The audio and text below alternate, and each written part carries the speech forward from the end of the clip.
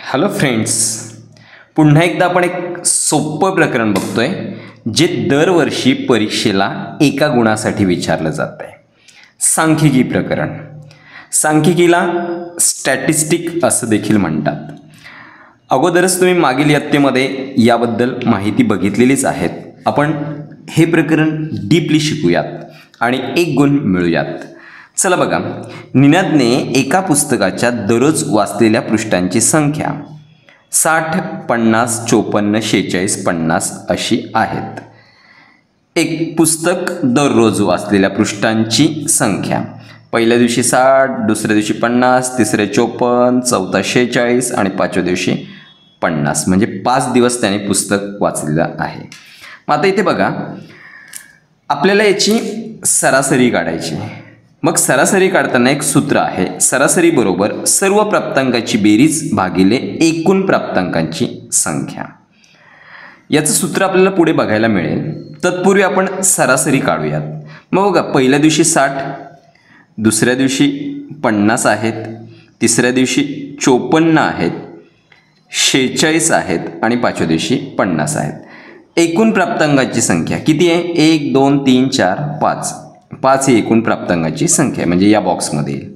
चला, आपल्याला काय करायचं आहे? वरील जे प्राप्तांक आहेत त्याची बेरीज करायची. 60, 50, 110, 110, 54 झाले 164, 164 आणि 46 झाले 210, 210 आणि 50 260 येतात. 260 भागिले 5. ओके, 5 5 25, 26 मधून 25 गेले, राहिला 1 म्हणजेच 10, 5 दुने 10, म्हणजे उत्तर इथे येतं 52. दररोज वाचलेल्या पृष्ठांची सरासरी किती आहे? तर 52 आहे. ओके, यालाच काय म्हणतात? मध्य देखील म्हणतात किंवा मध्यमान देखील म्हणतात. लक्षात ठेवा, सरासरीलाच मध्य व मध्यमान म्हणतात. मग आता पुढे आपण अजून मध्याची काही उदाहरणं बघतोय. एका शाळेतील इयत्ता 8वीच्या, तुम्ही पण 8वीला आहात ना, 37 विद्यार्थ्यांना गणित विषयात, आपलं गणित विषयच चाललंय, एका 10 गुणांच्या चाचणीत मिळालेले गुण खालीलप्रमाणे आहेत. या गुणांचा मध्य काढा. बरं, गुण कुठून सुरू झालेले आहेत? तर 10 पर्यंत गुण आहेत, म्हणजे सुरू होताना ते 0 ते 10 असतील, कारण 0 पण गुण मिळतात. बघू इथे 0 आहे का? तर इथे कुठेही 0 नाही. इवन आपल्याला 1 पण बघायला मिळत नाही. ओके, पण मग आता एवढ्या सगळ्या 37 विद्यार्थ्यांची माहिती, त्यांचं मध्य काढायचं, तर मी या सगळ्यांची बेरीज करत जाणार का 37 प्राप्तांकाची? तर नाही. यासाठी आपल्याला चार्ट तयार करावा लागणार आहे. बघा, एकदम सिंपल चार्ट आहे. तर गुण म्हणजेच प्राप्तांक आहेत, त्यानंतर ताळ्याच्या खुणा बरोबर काउंटिंग करत असताना विद्यार्थ्याची संख्या म्हणजे वारंवारता FI, आणि हा XI आणि हा FI यांचा गुणाकार इथे आहे. मित्रांनो, इथे आपण इयत्ता 8वीचा अभ्यास करत असताना ताळ्याच्या खुणा ठीक आहेत, पण आपण NMS परीक्षेचं उदाहरण सोडवत असताना आपल्याला ताळ्याच्या खुणांची काहीच गरज नाही. आणि प्राप्तांक बघा कुठं सुरू झालेत. मी मगाशी म्हटलं की 0 पण असायला पाहिजे, 1 पण असायला पाहिजे. नाहीत ना, मग ते इथे मेन्शन, म्हणजे त्याचा उल्लेख केलेला नाही. मग आता बघा, आपण अगदी सिंपल चेक करतोय. तर पहिलं बघा, 2 किती वेळा आलाय? 1. त्यानंतर 2 फक्त एकदा आलेला आहे. 3 किती वेळा आलेला आहे? तर 3 बघा, 1. 3 देखील एकदाच आलेला आहे. 4 किती वेळा आलाय? बघा, 1, 2, 3, 4 आणि इथे 5 वेळा आलाय. मग 4 किती वेळा आलाय? 5 वेळा आलाय. आता याचप्रमाणे असंच काउंट करत जायचं. 5 किती वेळा आलाय? 2 वेळा आलाय. 6 5 वेळा आलेला आहे. 7 6 वेळा आलेला आहे. 8 5 वेळा आलेला आहे. 9 8 वेळा आलेला आहे. आपण 10 एकदा मोजून बघूयात. 10 किती वेळा आलेले ते? एकदा आलंय, 2दा आलंय, त्यानंतर 3दा आलंय आणि 4दा आलंय. मग 10 4 वेळा आलंय. मग आपल्याला करायचं काय आहे? तर येथे आपल्याला XI आणि FI यांचा गुणाकार करायचा आहे. बे के बे, आणि हे एवढं सगळं मांडत बसण्यापेक्षा हे शाळेच्या परीक्षेनं ठीक आहे, पण NMSला आपल्याला अगदी शॉर्टकटमध्ये गुणाकार करावा लागेल. 3 एके 3, 4 पंचे 20, 5 दुने 10, 6 पंचे 30, 7 सकम 42, 8 पंचे 40, 9 आठे 72 आणि 10 चोक 40 येणार. ओके. पण मित्रांनो बघा, सगळ्यात महत्त्वाचं FIवर लक्ष ठेवायचं. आपण हे सगळे जे प्राप्तांक इकडे बरोबर घेतलेत का हे कसं कळणार, तर या सगळ्यांची बेरीज आपल्याला मदत करणार आहे. तर ती किती आली 37. आणि ती कशावरून कळलेली आपल्याला, तर इथे म्हटले त्यांनी 37 विद्यार्थी. ओके. मग ही बेरीज बरोबर आली की आपण समजायचं आपण बरोबर प्राप्तांक गेलेत. आणि समेशन FIXI, समेशन या चिन्हाचा अर्थ समेशन म्हणजेच बेरीज आहे. मग आता बघा, मध्याचं एक सूत्र मांडतोय. मगाशी म्हटलं की मध्याचं एक मध्य म्हणजे सरासरी, सरासरीचं एक सूत्र तिथे दिलं होतं. आता आपल्याला पुढे येथे विचारलेले जी उदाहरणं आहेत त्यांच्यासाठी मध्याचं हेच सूत्र ग्राह्य धरायचं आहे. समेशन FIXI छेद N. N म्हणजे एकूण किती विद्यार्थी होते. तर बघा, यांची बेरीज आली 259. ओके, 259 आणि N किती आहे 37. मग 259 भागिले 37 आपला मध्य आला सरासरी 7. पण एक्झॅक्टली 7 काय आलंय, तर त्या गुणांचा मध्य आलेला आहे. ओके, अगदी सिंपल आहे. आपल्याला इथे 3 कॉलममध्येच हे फिनिश करायचं आहे. तर आपण थेट उदाहरणाकडे जातोय. आणि विद्यार्थी मित्रांनो, मोस्ट ऑफ आपल्याला हा जो सूत्र आहे या सूत्राशीच रिलेटेड जास्त उदाहरणं विचारलेली आहेत. बघा, पहिलं, एका गावातील 20 कुटुंब आहेत. ओके. त्यांची सदस्यांची संख्या दिली कुटुंबातील, म्हणजे किती, एका कुटुंबात किती व्यक्ती आहेत आणि त्या सदस्यांचं आपल्याला मध्य काढायचं आहे. मग बघा, 1 आहे, 2 आहे, 3 आहे, 4 आहे, 5 आहे, त्याच्या पलीकडे काहीच नाही. मग आपण काय करतोय, पहिल्यांदा XIचं कॉलम करतोय. 1, 2, 3, 4 आणि 5. त्याच्यानंतर आपण दुसरा कॉलम घेतोय FI, म्हणजे एक सदस्य किती कुटुंबात आहे, तर 1, 2, 2च कुटुंबात आहे. 2 किती कुटुंबात आहेत, 1, 2, त्यानंतर 3 किती आहेत, 1, 2, 3, 4, 5 आणि 6 आहेत. ओके. आता 4 किती आहेत, 1, 2, 3, 4 आणि 5 आहेत. आता 5 किती आहेत, 1, 2, 3 आणि 4 आहेत. चला, यांची बेरीज करूयात. आपण घेतलेले बरोबर आहेत का, तर ते किती यायला पाहिजेत, 20 यायला पाहिजेत. 3 आणि 2 5, 5 आणि 6 11, 11 5 16 आणि 4 20, म्हणजे आपला N किती झाला, 20 झाला.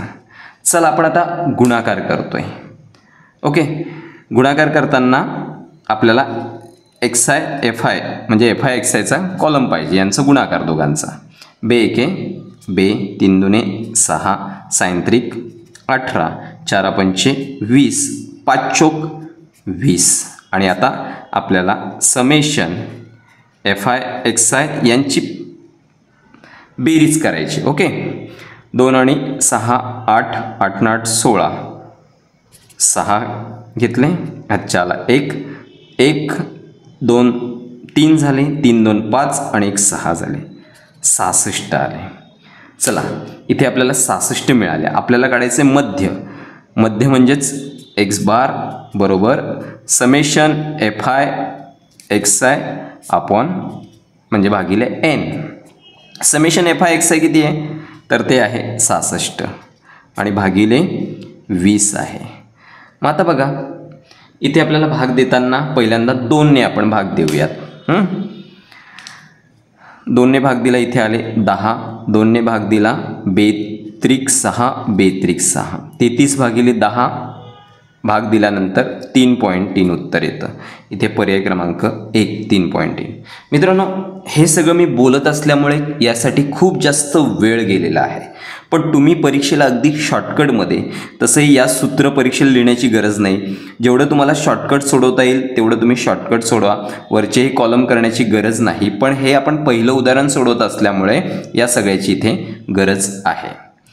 ओके, तुम्हाला उदाहरण समजलं असेल. इथे मध्य काढा आणि मध्याचं हे सूत्र आहे, पण मग त्या सूत्राप्रमाणे मांडणी करा, सूत्र जरी नाही. मित्रांनो, यासारखेच एक सेम उदाहरण आपण बघतोय. एका शाळेत गणित प्रदर्शनात मागील 20 वर्षात सादर केलेल्या प्रकल्पांची संख्या खालीलप्रमाणे आहे, तर या सामग्रीचा मध्य काढा. आता हे ऑलरेडी उदाहरण तयार करून ठेवले आहे की जेणेकरून आपला वेळ वाचावा. सेम मगाच्यासारखं 1 2 3 4 5 आपण असं केलं. त्याच्यानंतर इथे 1 किती वेळा आला आहे, तर 1 2 आणि 3 वेळा आला आहे. 3 वेळा आलं आहे. त्याप्रमाणे 2 6 वेळा आला आहे, 3 6 वेळा आला आहे, 4 3 वेळा आला आहे आणि 5 2 वेळा आला आहे. 3 आणि 6 9 आणि 6 15 आणि 3 18 आणि 2 20, बरोबर आपले प्राप्तांक 20 आहेत. यांचा गुणाकार केला. 1 गुणिले 3 3, 2 गुणिले 6 12, त्याच्यानंतर 3 गुणिले 6 18, 4 त्रिक 12, 5 दुने 10. ओके, आता आपल्याला यांची बेरीज करायची. 3 आणि 2 5, 8 13 आणि 2 15. ओके, 15 हातचा 1 आला. 1 2 3 4 5 म्हणजे इथे आले 55 आले. आता आपल्याला मगाचाच फॉर्म्युला मी जसं म्हटलं की आपण परीक्षेला आहोत, आता सूत्र लिहिण्याची गरज नाही, थेट आपण 55 भागिले 20 लिहितोय. 55 आणि 20 शेवटी 5 आणि 0 आहेत. भाग कितीने जाणार, तर 5ने भाग जाणार. 5 चोक 20 आणि 11 5 55. ओके, आता 11 भागिले 4, तर पुन्हा इथे आपण असंच भागाकार करतोय. जर तुम्हाला 11 भागिले 4 इकडे असं जमत नसेल तर या पद्धतीने करा, पण ॲक्युरेसी महत्त्वाची आहे, कारण उत्तरं बघा बऱ्यापैकी जवळपास देतात. त्यामुळे आपलं थोडं जरी स्लाइडली इकडे तिकडे झालं तरी आपलं उत्तर चुकू शकतं. 4 दुने 8, 11तून 8 गेले 3. ओके, आता 3ने भागणे जात 0 दशांश चिन्ह दिलं. 4 7 28, 30तून 28 गेले, राहिले 2, 20 झाले. 4 पंचे 20, 2.75. मग आपले 2.75 हे मध्य आलं. सगळ्याच गोष्टी इथे महत्त्वाच्या आहेत की तुमची नजर ही व्यवस्थित राहिली पाहिजे, त्याचबरोबर बेरीज देखील बरोबर आली पाहिजे आणि भागाकार देखील व्यवस्थित आला पाहिजे. उलटं आपण पुढच्या उदाहरणाकडे. हे देखील त्यासारखेच आहे, फक्त त्याची मांडणी आपल्याला थोडी वेगळी करावी लागेल. क्रिकेटच्या एका सामन्यात एका संघातील प्रत्येक खेळाडूने किती धावा काढल्या ते दिले आहे. पहिल्याने 21, 17 x 100, 57, 48, 47, 20, 35, 04, 2, 1 2 3 4 5 6 7 8 9 10 11. बरं, सगळं 11 खेळाडू खेळलेले आहेत आणि त्यांनी ज्या धावा काढल्यात त्या धावांचा मध्य 40 आहे. म्हणजे बघा, आधी आपण सूत्र पहिल्याच सुरुवातीला बघितलं मध्याचं सूत्र, तर मध्य बरोबर सर्व प्राप्तांकाची बेरीज. म्हणजे कोणाची बेरीज येईल, तर 21 अधिक 17 अधिक x अधिक 100 अधिक 57 अधिक 48 अधिक 47 अधिक 20 अधिक 35, 4 आणि 2 या सगळ्यांची बेरीज त्याला भागिले 11. आता तुम्ही सांगा की परीक्षा चालू आहे आणि इथे अधिक चिन्ह देऊन पुन्हा लिहायला वेळ आहे का रे आपल्याकडे, तर तेवढा वेळ नाही आहे. मग आपण काय करतोय की इथेच या सगळ्यांची बेरीज करतोय. मग या सगळ्यांची बेरीज मी ऑलरेडी केलेली आहे, वेळ वाचावा म्हणून आपण जरा शॉर्टकटमध्ये पटकन घेतोय. 351 येते, बरोबर, आणि इथे आहे x. 351 अधिक x भागिले 11 आहे आणि या सगळ्यांचं मध्य किती आहे रे, 40 आहे. ओके, मग आता बघा इकडे तिरकस गुणाकार होईल. इकडे 11 गुणिले 40 म्हणजे 11 चोक 44, 440 आलं, बरोबर. 351 अधिक x.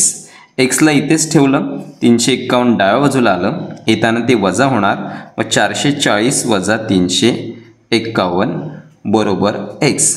तर 440 मधून 351 गेले.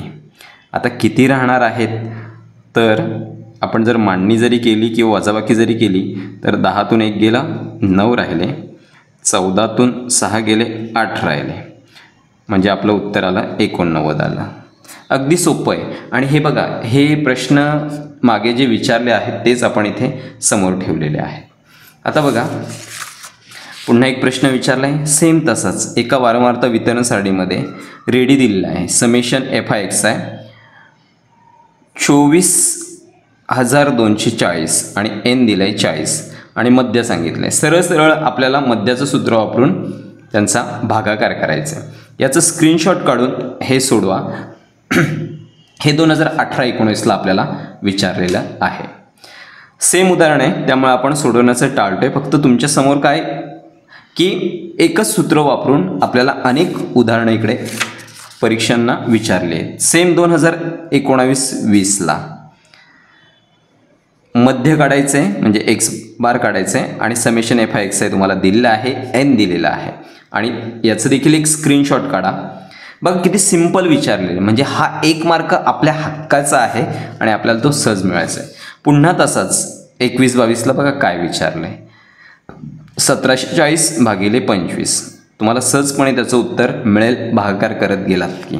ओके, म्हणजे आपण आता 6 उदाहरणं बघितली की दरवर्षी एक उदाहरण विचारलं जातं आणि सेमच आहे, मध्यावरच आधारित आहे. पण तरीसुद्धा या प्रकरणाचा एक भाग आपण इथे बघतोय, तो म्हणजे आलेखाचा.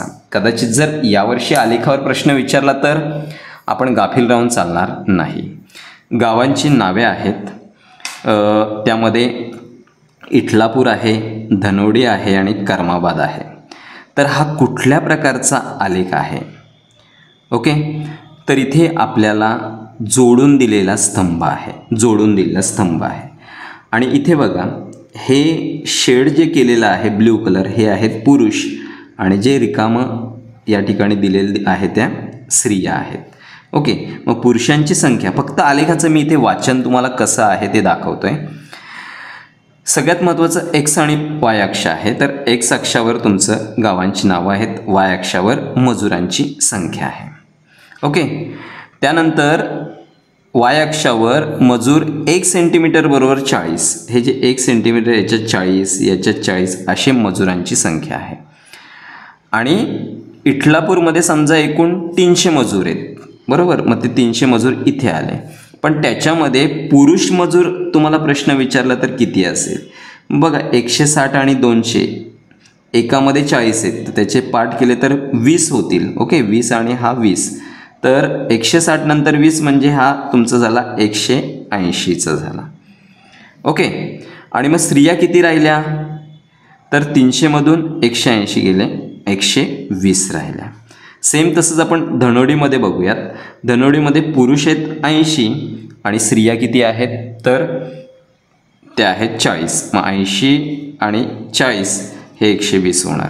कर्माबादमध्ये बघा, 80 आणि पुन्हा मध्यावर आलं 20 म्हणजे हे झाले 100 आणि तिथून पुढे 60 झाले, 100 आणि 60.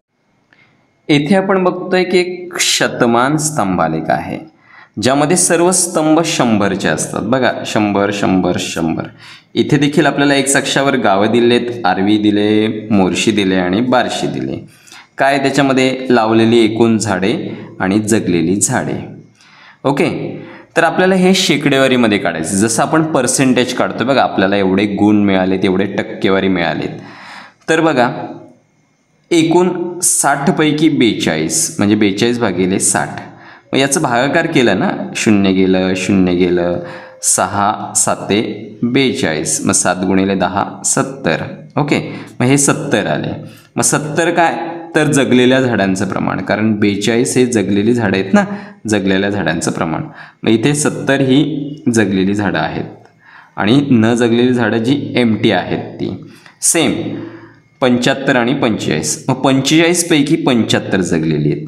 मग आपण इथे बघा 25चं पाडा बोलूयात. 25 त्रिक 75 आणि 25 चोक 100. 3 45 भागिले 3 म्हणजे 3 1 3 आणि 15 त्रिक 45. वर किती राहिले? 15 आणि चोक 60 आले. ओके, असे शतमानमध्ये आपल्याला पर्सेंटेज काढायचे. मग 60 काय आहेत? जगलेली झाडं. मग इथे बघा जगलेली झाडं 60 आलेली आहेत. बार्शीमध्ये 45 भागिले 90. इथे जर थोडा विचार केला तर 45 एके 45 आणि 45 दुने 90. मग 100 भागिले 2 तर ते 50 येणार. मग शतमानमध्ये 50. मग 50% झाडं जगली, 50% झाडं जगली नाहीत. हा शतमान स्तंभालेख. मग इथे तुम्हाला असा एखादा परीक्षेला स्तंभालेख दिला जाईल आणि तुम्हाला प्रश्न विचारले जातील. मग असं अत्यंत सोपं प्रकरण आहे सांख्यिकी. तुम्हाला कळलं असेल, पण मोस्ट ऑफ तुम्हाला विचारले गेलेले जे प्रश्न आहेत हे कशावर आधारित आहेत रे, तर मध्यावर आहेत. तुम्हाला लेक्चर आवडत आहेत आणि तुम्ही नक्कीच याला लाईक करून शेअर देखील करत आहात. थँक्यू.